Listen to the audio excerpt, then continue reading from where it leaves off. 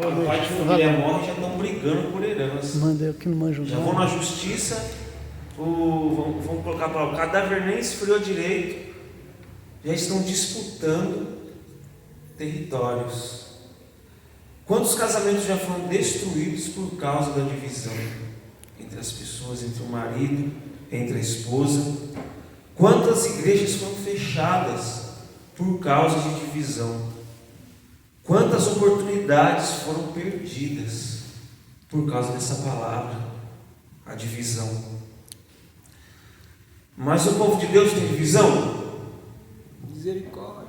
Misericórdia! Tem ou não? Sim. Sim! Não era para ter mais tempo. Eu já ouvi falar que tem uma igreja do distrito aqui próximo que tinha isso aí, mas aqui... Aqui não tem, eu vou passar o livro. Aqui a gente não tem esse problema, né? Não, jamais. Como superar isso? Como superar a divisão? A divisão é de hoje que existe isso? Onde começou a divisão? No céu. Quando Lúcifer começou a espalhar intrigas sobre Deus, sobre o caráter de Deus, duvidou, semeou a dúvida. E a divisão ela vem até hoje. E nós vamos abrir a palavra de Deus em Efésios 2, verso 11 a 17. E nós vamos saber um pouquinho aí como superar a divisão. Amém. A divisão, é claro, o contexto geral aqui se trata da igreja, mas a gente pode aplicar para outras áreas da nossa vida também. Efésios 2, verso 11 a 17. Todos encontraram? Sim. Amém. Sim, amém. Amém? Amém. Vocês estão rápido, né? Só não atrapalhou vocês, não. Não esqueçam que vocês, gentios, eram chamados de incircuncidados pelos judeus que se orgulhavam da circuncisão. Embora ela fosse apenas um ritual exterior e humano.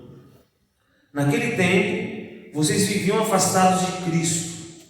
Não tinham os privilégios do povo de Israel e não conheciam as promessas da aliança. Viviam num mundo sem Deus e sem esperança. Agora, porém, estão em Cristo Jesus. Antigamente, estavam distantes de Deus, mas agora foram trazidos para perto dele por meio do sangue de Cristo. Porque Cristo é nossa paz. Ele uniu judeus e gentios em um só povo, ao derrubar o muro de inimizade que nos separava. Ele acabou com o sistema da lei, com seus mandamentos e ordenanças, promovendo a paz ao criar para si desses dois grupos uma nova humanidade. Assim, ele os reconciliou com Deus em um só corpo, por meio de sua morte na cruz, eliminando a inimizade que havia entre eles. Ele trouxe essas boas novas de paz, tanto a vocês que estavam distantes dele, como aos que estavam perto. Agora, por causa do que Cristo fez, todos temos acesso ao Pai pelo mesmo Espírito. Aqui trata de uma divisão histórica que aconteceu entre o povo daquela época. O povo judeu, de início, ele se misturou com os povos ao ponto de se deixar ser influenciado por eles, né? Não sei quantos de vocês já tiveram esse problema, se envolver em uma amizade de uma maneira tão íntima que quando você percebe, você já está se deixando ser influenciado por aquilo. E aí veio os anos de cativeiro babilônico, e depois o que aconteceu?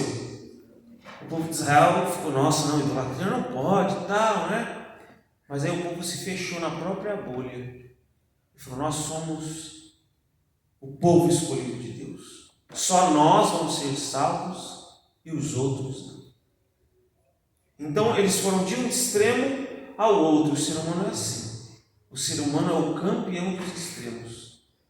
para correr de um extremo, ele cai no outro extremo, se ele não tiver sendo dirigido por Deus. E o que aconteceu o concílio de Jerusalém aconteceu ali para debater a circuncisão, porque um dos problemas tratados aqui que causava divisão era uma tradição, não era um princípio bíblico. E tradições causam divisões até hoje na igreja, causam brigas das mais intensas.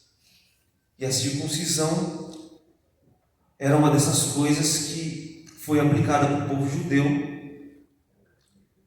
mas o povo judeu queria impor aos gentios aquilo que não era da vontade de Deus. E quem que escreveu essa carta? Foi o apóstolo Paulo, dentro de uma cadeia, dentro de uma prisão, né? Isso impressiona porque Paulo podia estar preocupado só com o problema dele, mas dentro da prisão, sofrendo. A prisão não é um dos melhores lugares, na realidade um dos piores lugares para se estar. Mas ele vai lá e se preocupa com a igreja. Por quê? Paulo é aquele pastor que ele faz um trabalho tão bom na igreja que quando ele vai embora, a igreja sente falta. Então o que o apóstolo Paulo teve medo? Eu não estou mais lá entre eles. Eles vão ser presas fáceis da divisão, da discórdia. Foi aí, com esse pensamento, que Paulo escreve a carta de Efésios para preparar aquela igreja para o que estava para acontecer. E o que acontece? Aqui o verso ele começa falando assim, olha, o apóstolo Paulo falando para aquela igreja, não se esqueçam que vocês gentios eram chamados de incircuncidados pelos judeus que se orgulhavam da circuncisão. Então o que acontecia? Os judeus, eles usavam incircuncidados, que era uma gíria dos judeus na época, para tratar com desdém, para tratar com desfeita os gentios. Olha lá, os incircuncidados e tal. Gíria igual o pé frio, né? Você está assistindo um jogo de futebol com seu amigo fala que vai ser 2-0 para o time A em cima do time B. Chega lá, o time B ganha de 2-0 do time A, aí você fala para o seu amigo, isso é pé frio. Ele fala que o nosso time vai ganhar, o nosso time perde. É uma gíria, não é? Incircunciso era uma gíria, era um motivo meio que de chacota dos judeus para os gentios. Então o apóstolo Paulo lembra eles aqui, fala, vocês não se esqueçam que antes, quando vocês viviam afastados de Cristo, os judeus chamavam vocês de circuncidados, e eles se orgulhavam da circuncisão. E o que acontecia? Esse orgulho gerava uma separação. Essa separação gerava ódio por causa de uma tradição. Ou seja, como estou pregando para vocês aqui, eu estou com gravata aqui na frente, mas tem igrejas que se eu for pregar sem a gravata, eu vou causar uma intriga. E onde isso está na Bíblia? Não tem base bíblica nenhuma. Mas tradições causam os maiores conflitos. Gravata para dar para a pessoa que vai ser. Tem igreja que tem a gravata para dar para o pregador, né? Não tem problema, não pode dar gravata. Se deixar o pregador levar para casa, melhor ainda. Mas eu estou dando um exemplo que nem é um dos mais polêmicos hoje, mas que levanta os ânimos de uns contra os outros dentro da igreja. Então podemos dizer que a gravata pode ser um tipo de circuncisão de hoje? Pode ser. E aí, eles não levavam em conta a circuncisão do coração, ou seja, o judeu ele falava, não, eu sou circuncidado e tal. Eu fico imaginando se a circuncisão fosse válida nos dias de hoje. O diácono ia fazer inspeção lá na entrada da igreja para ver se o membro era circuncidado ou não. Ia ser meio engraçado isso, né? Mas eu não duvido que aconteceria. A circuncisão, acho que todo mundo sabe aqui, né? Que eu vou tentar falar com as palavras mais formais possíveis, né? Porque é um tema um pouquinho delicado. Mas o bebê, com mais ou menos 8 dias, era cortada a pelinha do genital dele. não tinha anestesia na época.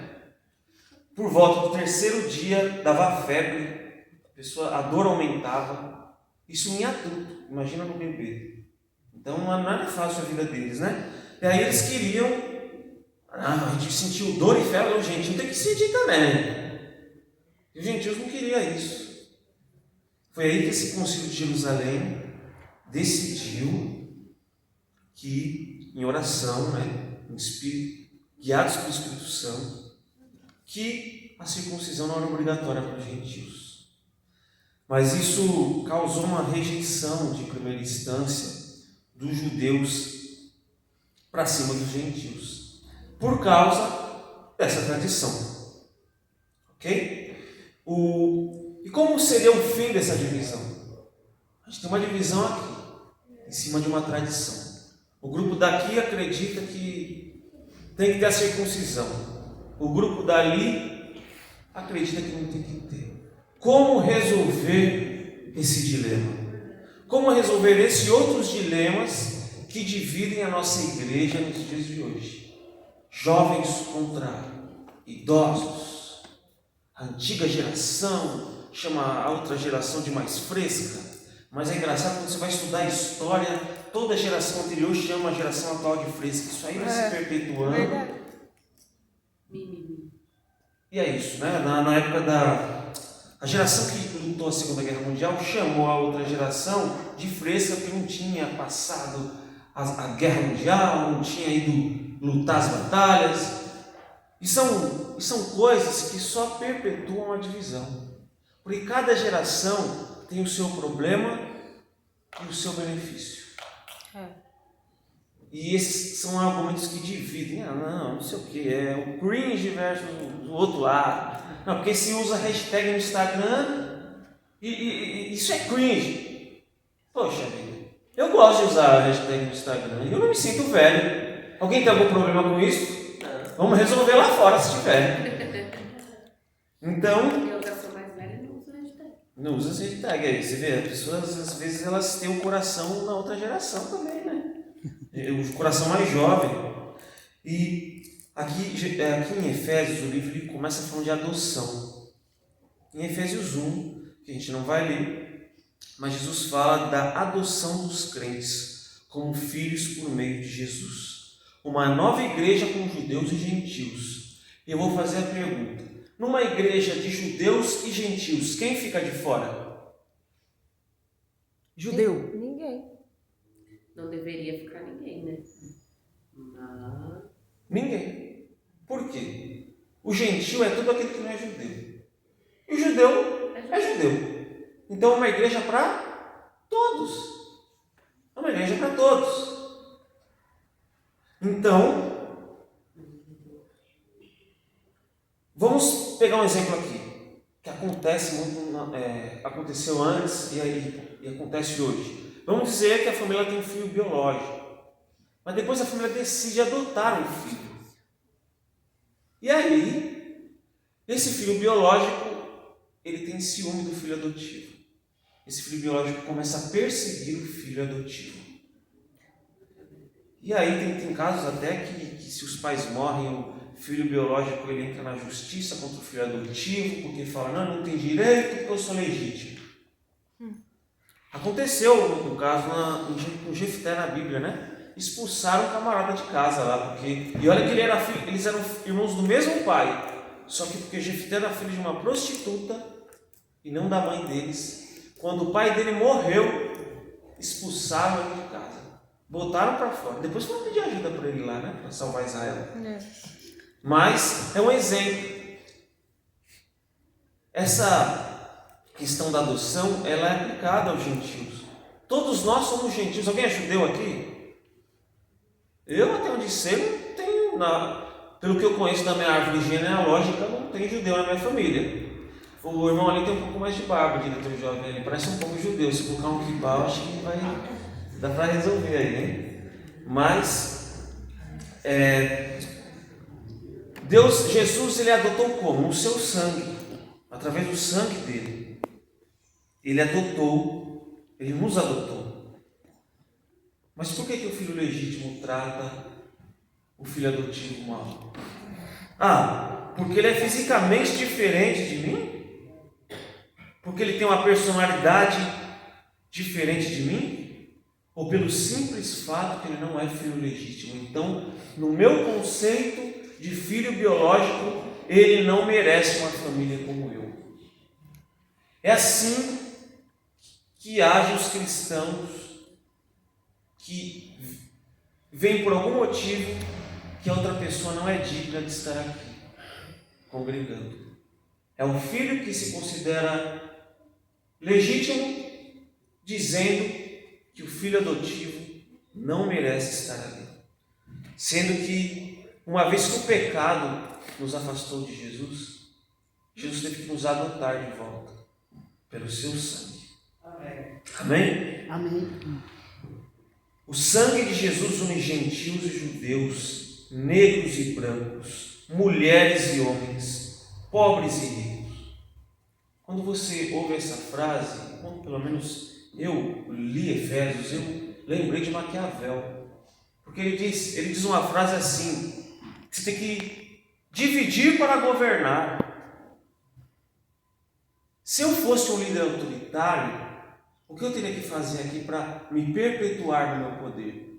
Eu jogaria o grupo daqui contra aquele grupo. Porque esse grupo aqui, vamos dizer, só um exemplo, o grupo aqui é a maioria da freguesia do UOL. A mãe está misturada aqui, você não me ajuda.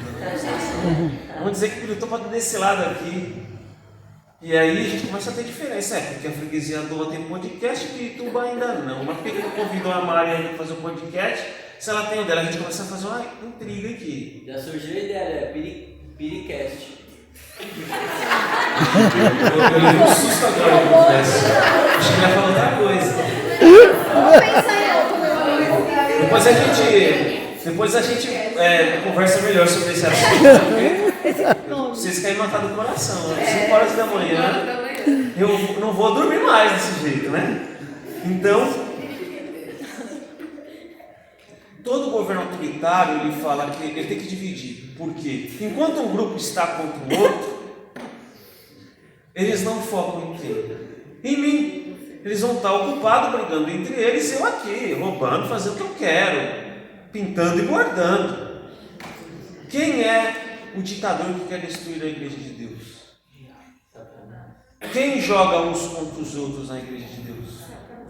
Satanás. Exatamente. Mas o imã que nos atrai para mais perto de Cristo é o sangue dele. Você já pegou um imã, colocou no meio de vários pregos, eles vão grudar todos no imã. Mas ao mesmo tempo que eles grudam no imã, eles estão juntos. É isso que é a igreja de Deus. Esse é o propósito da igreja de Deus. Não tem como se aproximar de Jesus sem se aproximar dos irmãos. Uma igreja dividida com parede entre os membros. Uma igreja dividida com paredes que também afastam a igreja daqueles que quem deviam alcançar, é uma igreja longe de Cristo. Eu estava vendo esse tema interessante aqui. Muito além das portas. Quantas portas e paredes nós construímos entre nós e as pessoas? Dentro da igreja e fora da igreja. As nossas posturas, os nossos diálogos, eles constroem paredes ou pontes? Eles fecham ou abrem portas? É uma pergunta que a gente precisa se fazer. Porque às vezes na ânsia de querer apresentar a verdade, a gente acaba construindo uma parede entre nós e os outros. A gente já perde aquela alma para Cristo. A gente perde a liga que a igreja tinha que ter. A igreja tinha fechado por causa disso. Por intrigas. Não tem uma maturidade de resolver ali com as pessoas. Então uma igreja que ela não é unida, que ela é dividida, ela está longe de Cristo. A carta de Efésios fala que vocês viviam afastados de Cristo. O povo de Israel era um povo privilegiado. Porque eu guardo o sábado. Então eu sou melhor que as pessoas da outra igreja. Eles estão todos condenados ao inferno Porque eles não guardam o sábado. E eu, por guardar o sábado bonitinho aqui, eu me orgulho.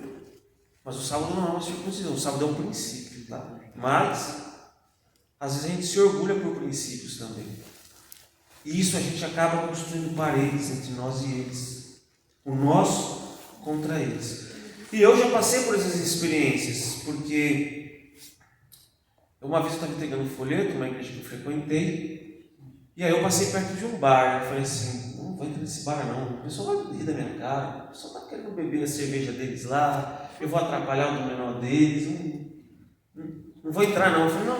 Depois eu fiquei pensando e tal, eu falei, não vou entrar, vai. Meio forçado, eu entrei. Aí eu peguei os folhetos que eu tinha ali, entreguei, já esperando algum gracejo, alguma piada da parte deles. Quando ele me entregou um pedaço de papel escrito, quando eu vi era o papel destacado do folheto, onde é para se deixar o seu nome. E aí ele assinalou, preciso que você ore por mim. Amém. E não só ele, mas os outros 3 que estavam ali. E aquilo não me impressionou, aquilo foi um golpe para mim, porque eu não queria entrar no bar, porque eu pré-julguei que por eles estarem dentro de um bar, eles não aceitariam a verdade. Se eu não tivesse entrado no bar, eu ia ter construído um muro ou uma ponte? Um muro. Eu teria perdido a oportunidade. Mas como acabar com a divisão? Saindo da igreja? Aquela igreja é hipócrita. Nossa, tem gente hipócrita. Mas aí hoje de manhã, até que eu preguei em outra igreja, o irmão estava explicando sobre a lição de Efésios, ele falou assim, vocês querem sair da igreja porque a igreja é hipócrita, mas vocês seguem gente nas redes sociais que é hipócrita. Mostra uma cara toda produzida num vídeo, não é nada daquilo. Você tem um monte de amigo no Facebook, todo mundo é seu amigo, senta na sua mesa para comer com você. Quando você precisou de ajuda, estava lá? Você está lá na rede. No mundo, todo mundo é seu amigo? Não é. Como diz aquela frase, o mundo te decepciona o tempo inteiro e você não sai dele. Agora a igreja, o irmão não olhou na sua cara na rua, lá nem se estava distraído lá pensando no boleto que tinha que pagar, e ele nem viu você. Pode ser que tenha irmão que faça isso também, que finja que não te vê. Mas e daí? E daí? Foi aquele irmão que morreu por você? A carta de Efésios diz que é o sangue daquele irmão que adotou você. Então quando você sai da igreja por causa disso, você está dizendo para Jesus, é culpa sua, Senhor. É culpa sua, porque aquele irmão olhou na minha cara na rua. Quantas pessoas criam caso por causa disso? Às vezes estou na rua. Eu sou um pouco introvertido, eu tenho que confessar para você. Às vezes eu torço para a pessoa nem me ver. Eu quero fazer a minha coisa, eu sei que a pessoa vai querer me segurar na conversa. É o meu jeito, né? Minha personalidade que constrói paredes também. Na rua eu sou mais quieto. Assim, eu sou solto porque não me conhece há muito tempo, né? Mas com quem eu não conheço eu não me solto muito bem. E talvez isso seja a minha parede que eu construo entre mim e as pessoas, que precisa ser derrubada. Mas em Cristo se encontra o fim da divisão. Aqui em Efésios. Agora, porém, estão em Cristo Jesus. E a expressão em Cristo, ela se repete várias vezes no livro de Efésios. Quando a Bíblia repete várias coisas para você, é porque aquilo é importante. É uma coisa da mãe ficar na orelha. Faz isso. É a Bíblia. A importância de estar em Cristo é o que dá fim a qualquer divisão. Cristo rompeu barreiras. Cristo derrubou paredes. Na vida cristã não existe carreira solo, porque tem as pessoas desigrejadas, né? Que se decepcionam com a instituição, que tem um monte de problemas mesmo. Se a gente for enumerar aqui, a gente vai escrever uma Bíblia, porque tem. Porque eu também, se olhar para mim, eu vou ter um monte de problemas para escrever. Certo? Então os desigrejados, eles falam, não, eu vou servir Jesus na minha casa, sabe? Eu vou Jesus na minha casa. Eu faço culto em casa. Mas aí beleza.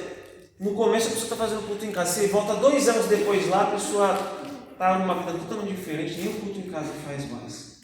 Por quê? Efésios, o apóstolo Paulo coloca que a igreja é o corpo de Cristo. Se você cortar o seu dedo aqui agora e jogar, além de ser uma cena horrível, seu dedo não vai ficar igual minhoca e vai embora. Tchau.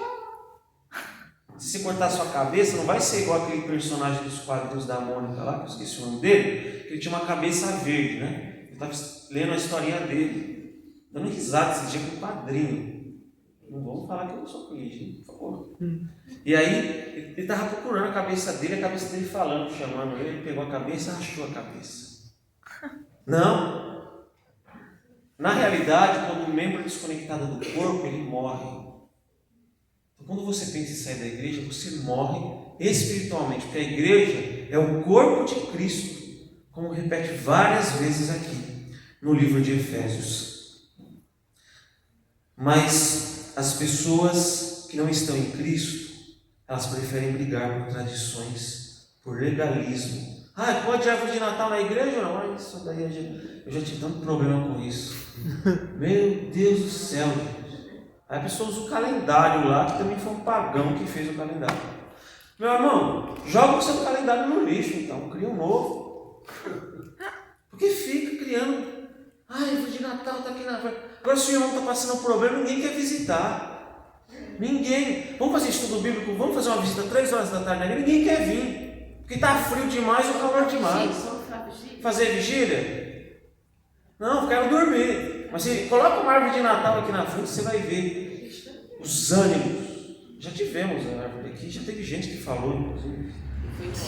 Foi embora, não está mais, né? Enfim, tudo bem a pessoa não gostar, tá bom. Você não quer ter na sua casa? Ok, não tem problema. O problema é você impor. Agora eu vou brigar porque eu gosto de Heraldos do Rei e o Mateus gosta do Comúnio, Leonardo Gonçalves. A gente vai começar a brigar aqui porque eu gosto do cabelo meu desse jeito e o Mateus ele tem uns estilos diferentes no cabelo dele. A gente vai começar a brigar porque eu vou falar que o verdadeiro cristão precisa ter um cabelo igualzinho ao meu e não igual ao dele. Está entendendo? Esses motivos. E aí faz igual os fariseus. Eles, como mosquito, engolem o camelo. Como mosquito, essas tradiçõezinhas aí, ficam brigando. Engolem um camelo. O irmão precisa de ajuda, não se dispõe. O irmão está passando por um problema, não se dispõe. E aí a pessoa vira um fiscal. Vira um fiscal de prato de comida das pessoas, fiscal de roupa e de corte de cabelo. Mas, quando o irmão precisa de ajuda, puf, dá uma de Gasparzinho. E aí fica difícil. Nunca ajudou, aí quando o irmão comete um erro, vai lá, tá para disciplinar o irmão. Nunca falou um oi, tudo bem. Aí beleza. Acontece uma coisa na casa do irmão, aí o irmão chega 9h10 aqui na escola sabatina. Você não pergunta o que aconteceu, você não pergunta se a vida do irmão está tudo bem. Você olha no relógio, ó, cadê seu compromisso com Deus? Mas o irmão precisou socorrer alguém lá. Não estou dizendo que para dar desculpa, tá? Às vezes tem gente que atrasa por relaxo mesmo. Mas a gente que está de fora não sabe. A gente que está de fora não sabe. Então, quando precisa de críticas, eu sou o primeiro a aparecer. Mas quando precisa de ajuda, eu simplesmente desapareço. Isso causa o quê? Constrói paredes ou pontes? Paredes. Abre ou fecha portas? Então, se as suas imposições ou abordagem com as pessoas provocam um aumento na parede entre você e o outro, há algo errado. Se a sua abordagem, por mais certa que seja, ela provoque distanciamento e ódio, tem alguma coisa errada. Eu usei o Renan como exemplo. O Renan foi embora que não aguentou de sono. Vou usar o Tiago como exemplo. Que está firme e forte. Vamos dizer que Quando desligar, mano. o Tiago, ele encontra alguma coisa em mim e vem conversar comigo sobre alguma coisa. Mas vamos dizer que ele é grosso comigo. Quem construiu a parede?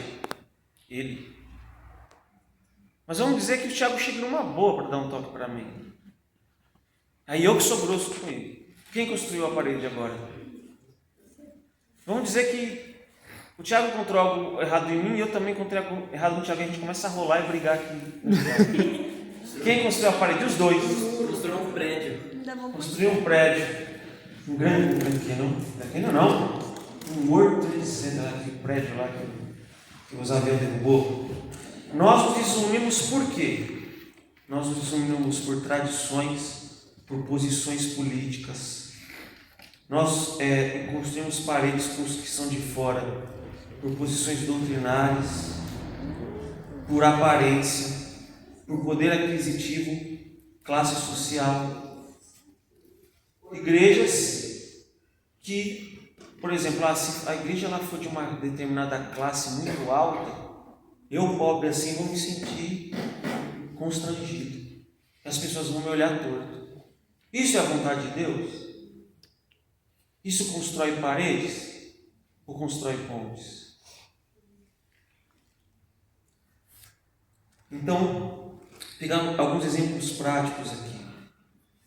Se eu vencer um debate magoando o outro, eu não ganhei, eu construí uma parede. Se eu me achar superior porque eu venho de terno e gravata e o outro vem com uma blusa de moletom na igreja, eu imponho goela abaixo minha tradição, você é um pecador porque você não está de terno e gravata, você está com a camisa do Caleb, é o mundo entrando dentro da igreja. Onde já se viu? A camisa do Caleb devia ter o formato social, porque a roupa social é a roupa adequada. Eu construí uma parede, eu não venci. Se eu não me preocupo com o irmão e só apareço para disciplinar, eu construí uma parede.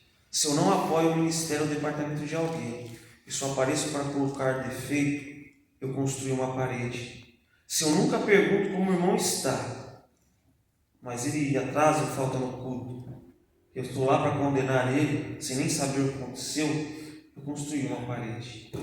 E aqui é uma palavra-chave que encerra esse pequeno trecho que a gente leu, que é a palavra união. A palavra, na verdade, a palavra união não, né? A palavra união também. Mas tem uma palavra que é a palavra paz. E a palavra paz fala que porque Cristo é nossa paz. Amém. Amém. Então, a resposta está em Jesus. Jesus é a resposta. Porque quando nós nos aproximamos de Cristo, é como os pregos no imã. Se aproxima do imã e se aproxima uns dos outros. Então, a paz no grego significa Eirene. Alguém chama Irene aqui? Não, né? Dos mais jovens eu sei que não tem Irene. Mas Irene significa paz. E alguns estudiosos, eu não vou falar aqui com propriedade aqui, porque por mais que eu goste das línguas originais, eu não tenho tanto conhecimento assim. Mas lendo por aí alguns estudos, alguns acreditam que essa palavra ela vem de outra palavra, eiro, que significa juntar. Então, paz para Jesus é juntar. Às vezes a gente quer paz e fica sozinho, né? Não tem problema a gente ter o nosso momento só. Mas a paz para Cristo é juntar. Arrumar um jeito de vencer as diferenças. Eu estava pensando numa coisa essa semana. Essa semana foi uma semana bem polêmica. Com determinado grupo fez algumas passeatas aí que abalaram um pouco o mundo. E como eu posso falar isso? A gente vê muitas pessoas falando, não é errado e tal, e beleza, 2 minutos. E tá errado, tá? A gente aqui, quando a gente fala que é algo errado, a gente não vai criar paredes, porque não adianta a gente estar unido no erro também. Martinho Lutero, se ele se unisse na mentira, não teria reforma protestante. Certo? Então, você estava pensando, poxa, tá todo mundo falando aí que é pecado e tal, né? E é uma aberração mesmo, algumas coisas que aconteceram. Certo? Mas uma coisa que eu estava perguntando para mim mesmo, que eu vejo pouco assim, como se aproximar desse grupo? A igreja traça estratégias para se aproximar dos LGBTs? Que ia mais ABCDG, Dá para te explicar? Porque Às vezes a gente está muito pronto a dizer que é errado, mas a gente não. E se Jesus estivesse aqui, eu tenho certeza que esse grupo não ficaria de fora. Porque os grupos excluídos da época de Jesus, que eram publicanos, prostitutas, eram mal vistos pela sociedade, Jesus arrumou um jeito. Jesus não podia. A Mari apresentou o vídeo de Chose aqui no domingo, né? Falou um pouco sobre isso. E Jesus ele começou com a mulher em público, isso não podia. Jesus ele almoçou com publicanos, jantou. Na lei judaica não podia isso. Mas Jesus quebrou barreiras. E nós precisamos pedir a sabedoria do Espírito Santo para quebrar barreiras. Porque tem gente lá que precisa ser alcançada. A gente vai sofrer, tem gente que vai xingar a gente. Mas tem gente que precisa ser alcançada lá no meio. Tem gente que precisa ser abraçada e acolhida. A gente precisa construir pontes. Mas a gente aborda essas pessoas. Isso é o que eles mais ouvem, gente, que é pecado, eles vão para o inferno. Isso é o que eles mais ouvem de todo mundo. Precisam ver algo diferente. Algo que une. Não é falar, não, tudo bem, pode continuar seu pecado. Não é isso. Mas a gente não precisa ser grosseiro e estúpido também. Há maneiras de falar a verdade. Com amor. E Jesus alcançou muitas pessoas assim. Então, meu desejo para você e para mim é que possamos derrubar as paredes. Assim como na União Soviética e o Ocidente, o Muro de Berlim foi destruído e familiares que estavam separados por anos voltaram a se abraçar. Então, que a parede entre eu e meu irmão, entre eu e o irmão da minha outra denominação, ou de alguém que não acredita em Deus, talvez, que essa parede possa ser derrubada. Se a outra pessoa recusar, aí ela que está construindo a parede, não é você. Mas que não sejamos nós que construamos, não sei se conjugo isso aqui. Não somos nós que façamos essa parede. Se for, que seja eles que recusem, tudo bem, a gente respeita. Que Deus abençoe vocês. Amém. Essa missão da Leve abra portas e destrua paredes. Amém. Deus seja louvado aí. A Thaísa vai cantar um hino.